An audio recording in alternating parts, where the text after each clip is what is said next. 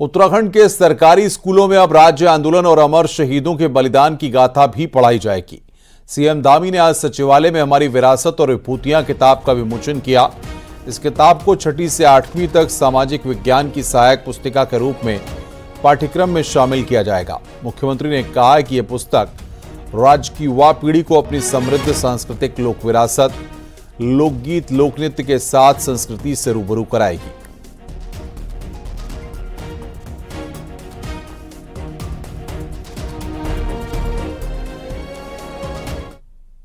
रुद्रप्रयाग जिला मुख्यालय के पास नरकोटा गांव में ऑल वेदर रोड पर बन रहा उत्तराखंड का पहला सिग्नेचर ब्रिज ढह कर रह गया।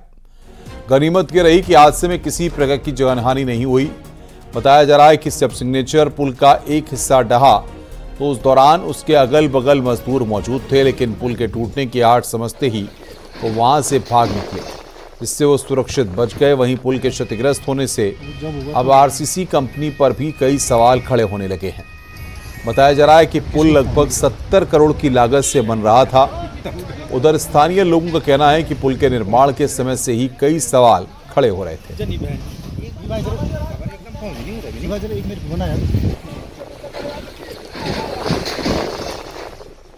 यहाँ पे सिग्नेचर जो ब्रिज है तो वो बन रहा था। इसका जो एक हिस्सा है वो ढह गया था, जिसमें कि मजदूर काम कर रहे थे, मगर वो मजदूर क्या है बाल बच गए और वो साइड से निकल करके भाग गए थे, जिससे कि उनकी जान बच गई। पिथौरागढ़ के मदकोट क्षेत्र में भारी बारिश के चलते खतरा बढ़ गया है। यहां मंदाकिनी नदी उफान पर है। वहीं नदी के उफान से कई सुरक्षा दीवार टूट गई। यही नहीं, नदी के तेज बहाव और बारिश के चलते पुल को भी खतरा पैदा हो गया। पुल के बेसमेंट में लगातार कटाव हो रहा है। इस इलाके में कई घरों में पानी घुस गया है। वहीं लैंडस्लाइड होने के चलते जौलजीबी मुंशियारी रोड भी बंद है। यही रोड मदकोट क्षेत्र को भी जोड़ती है।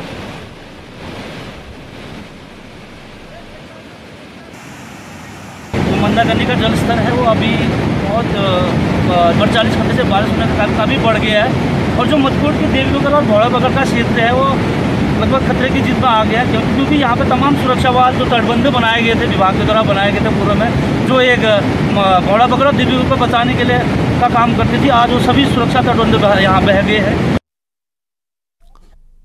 नैनीताल जिले के उखल कांडा में जून में बड़ी सड़क दुर्घटना हुई थी, जिसमें 7 लोगों की मौत हो गई थी।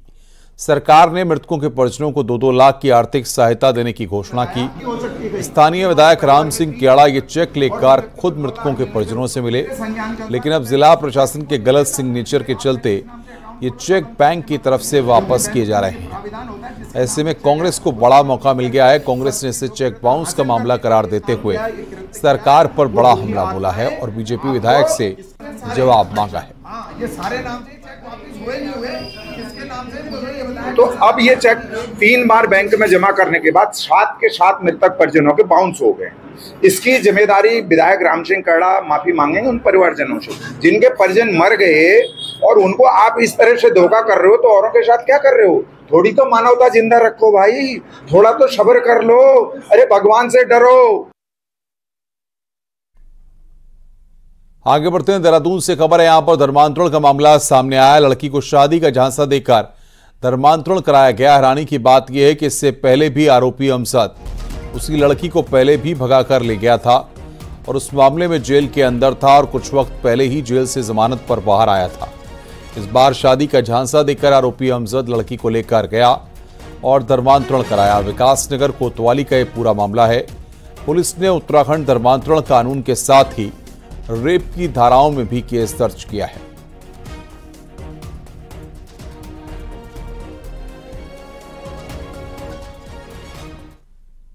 उत्तराखंड सरकार नया हवाई जहाज खरीदेगी। मुख्यमंत्री ने यूकाडा को लेकर निर्देश दिए हैं।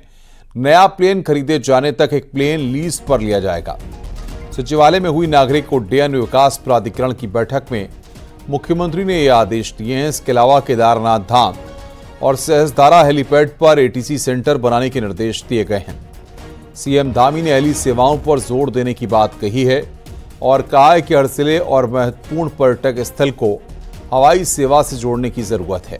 सीएम धामी ने जौलीग्रांट और पंतनगर में नाइट लैंडिंग की व्यवस्था के साथ ही इनके विस्तार पर ध्यान देने को कहा है। सीएम ने कहा है कि राज्य में उद्योगों को बढ़ावा देने के लिए हवाई कनेक्टिविटी को मजबूत बनाना होगा।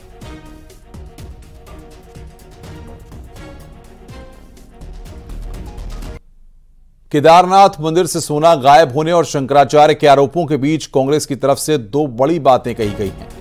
नेता विपक्ष यशपाल आर्य का कहना है कि केदारनाथ से सिर्फ सोना नहीं, चांदी भी गायब है। चांदी का कोई पता नहीं है, इसलिए इस मामले में सरकार को कार्रवाई करनी चाहिए। वहीं बद्री केदार मंदिर समिति के पूर्व अध्यक्ष गणेश कोदयाल का कहना है कि मंदिर के अध्यक्ष को इस मामले में गवर्नर गुरमीत सिंह को लेटर भेजना चाहिए और खुद इस घपले की सीबीआई जांच की मांग करनी चाहिए। पुरोहित हैं, वो सब कह रहे हैं कि यहाँ पर भारी मात्रा में सोना गायब किया गया है। चांदी का जिक्र नहीं हो रहा है, चांदी भी गायब हुई है।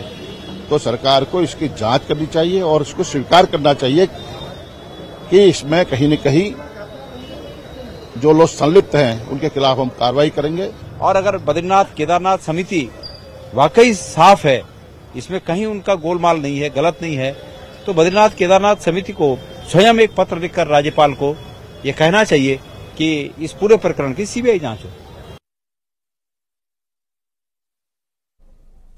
नैनीताल में सड़क किनारे सुरक्षा के लिए लगे रेलिंग को चोरी करने का आरोप है। पालिका के संविदा कर्मचारियों का यह आरोप है कि वो सड़क किनारे लोहे की रेलिंग को लगातार उठाकर ले जा रहे हैं, जिसका अब एक वीडियो भी आया है। अब एक महिला ने यह पूरा वीडियो बनाया है। बताया जा रहा है कि 30 से 35 रेलिंग अब तक निकाल ली गई हैं और गाड़ी लेकर ये लगातार सड़कों के किनारे से रेलिंग निकालकर बेच रहे हैं। वहीं मामले में अब पालिका ने कार्रवाई की बात कही है।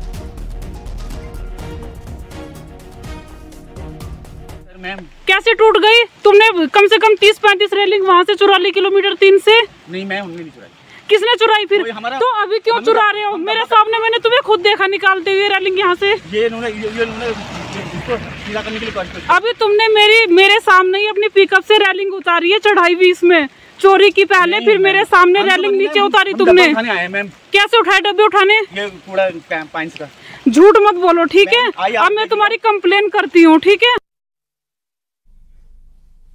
है मेरे भी संज्ञान में आया है। ये जो वीडियो वायरल हुई थी मुझे भी प्राप्त हुई व्हाट्सएप के माध्यम से। तत्पश्चात जो है मेरे द्वारा एसओ तल्लीताल जो है उनसे भी संपर्क स्थापित किया गया, उनसे भी विचार विमर्श इसमें की गई, वार्ता की गई। पौड़ी में नशेड़ी टीचर के खिलाफ बड़ा एक्शन हुआ है। जांच के बाद टीचर को सस्पेंड कर दिया गया है। सोशल मीडिया में एक वीडियो वायरल हुआ था और सरकारी टीचर पर शराब के नशे में स्कूल जाकर बच्चों को पढ़ाने के आरोप लगे थे। इसके बाद मामले की जांच की गई और फिर शराबी टीचर के खिलाफ कार्रवाई हुई और टीचर को सस्पेंड किया गया है। जी ने जो है परसों भी बात करी थी और मैंने भी उनको बताया और मंत्री जी ने भी कहा कि भाई ऐसे टीचर तो रखना नहीं है। तो मैंने जो है खंड शिक्षा अधिकारी से 3 दिन के अंदर आख्या प्राप्त करने के लिए उसको पत्र लिखा था। तो कल शाम हमारे को आख्या प्राप्त हो गई है और उसके आधार पर हमने उस टीचर को सस्पेंड कर दिया। नैनीताल के भीमताल हरेला मेले पर कांग्रेस ने राजनीतिकरण का आरोप लगाया है। वहीं मेले में अब पहुंचे केंद्रीय मंत्री अजय टम्टा ने भरोसा दिलाया कि हरेला मेले का राज्य मेले में जल्द शामिल किया जाएगा। साथ ही उन्होंने कहा कि बारिश के चलते जो सड़कें बंद हैं उसे जल्द खोलने की कोशिश की जा रही है।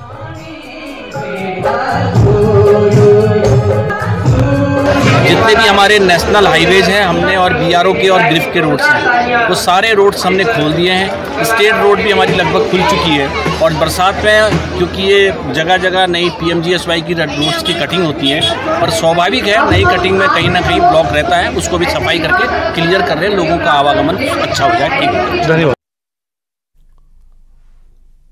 अल्मोड़ा के एसएसजे परिसर में 3 दिवसीय सौरभ्य सांस्कृतिक महोत्सव का शुभारंभ हो गया। 3 दिनों तक रंगारंग कार्यक्रम के साथ कई तरह की प्रतियोगिताओं का भी आयोजन किया जाएगा। कुमाऊनी संस्कृति के साथ ही अलग अलग रूपों में स्टूडेंट्स ने झांकी निकाली और कार्यक्रमों की प्रस्तुति दी।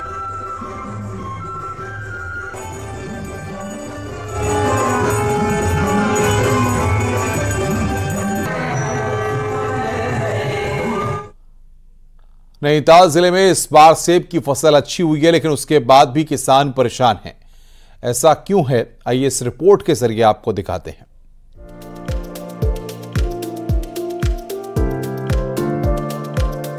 नैनीताल के बागान सेबों से लकदक हैं। सेबों की लालिमा इन बागानों की रौनक बढ़ा रही है।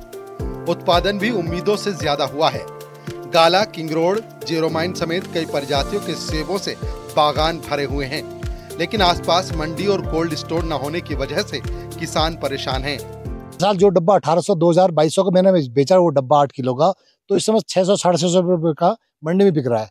देखिए हिमाचल का जो पिछले साल का जो कोल्ड स्टोर का सेब मैंने सुना, जैसा कि व्यापारी लोग जो हल्द्वानी के जो आड़ती लोग बता रहे हैं कि पुराना सेब निकल के आ रहा है इस समय, तो इसलिए इस फ्रेश माल को बाजार में रेट भाव नहीं मिल पा रहा। गवर्नमेंट कुछ हमारी मदद करे, हमारी मेहनत का फल कम से कम हमको मिले और नए उत्पादक जो हैं वो भी सामने आए। अगर हमारा जो इतनी लागत लगाने के बाद हमको रिटर्न अच्छा नहीं मिलेगा तो फिर प्रेरणा दूसरों को कैसे मिलेगी।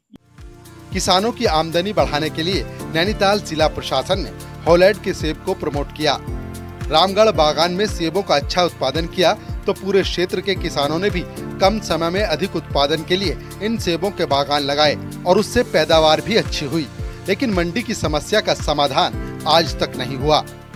सहकारिता विभाग की एक एप्पल फेडरेशन है जो अच्छा मार्केटिंग उन्होंने टेकअप करा है, उसको इस क्षेत्र में भी एक्टिवेट करने की आवश्यकता है उसी प्रकार के मेथड से।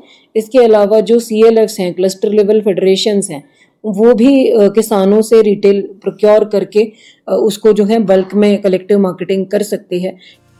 बहरहाल रामगढ़ मुक्तेश्वर इलाके में पिछले कुछ सालों में सेबों का उत्पादन नई प्रजाति के साथ बढ़ा है, मगर किसानों को मौसम के बाद अब मंडी की चिंता सता रही है। पहाड़ में पिछले साल की अपेक्षा इस बार सेब का कारोबार अच्छा हुआ है। बागान इसी तरीके से लदगद हैं तो अब मंडी की चिंता सताने लग गई है। हालांकि सरकारों को चाहिए स्थानीय स्तर पर कोल्ड स्टोर और मंडियां खोली जाएं और अच्छे दाम इन काश्तकारों को दिए जाएं ताकि ये पहाड़ का सेब पूरे देश ही नहीं दुनिया में अपनी पहचान बना सके। वीरेंद्र बिष्ट, न्यूज 18, नैनीताल। नेता विपक्ष यशपाल आर्य का कहना है कि गैरसैंण में सत्र का समय बढ़ाया जाना चाहिए। उन्होंने कहा कि सिर्फ 4 दिन के सत्र में जनता के मुद्दे नहीं उठ पाते और न जनता को जवाब मिल पाते हैं। उन्होंने कहा कि जनता से जुड़े कई सवालों पर मंत्रियों का होमवर्क नहीं होता, इसलिए जरूरी है कि सभी पूरी तैयारी के साथ आएं। यशपाल आर्य ने कहा कि गैरसैंण में सत्र होना चाहिए। ये बात लगातार कांग्रेस कहती रही है, लेकिन सत्र में समय नहीं होना चाहिए। सदन व्यवस्थित रूप से चले और सदन का समयावधि बढ़ाई जाए। इसीलिए हम चाहते हैं कि सदन गैरसैंण में इस बार रखने की जो मंशा सरकार की ओर से दिखाई दे रही है, अखबारों के माध्यम से, टीवी चैनल के जरिए, इसकी लड़ाई हमने हमेशा लड़ी है। गैरसैंण हमारी प्राथमिकता में है। इस बुलेटिन में फिलहाल इतना ही। नमस्कार।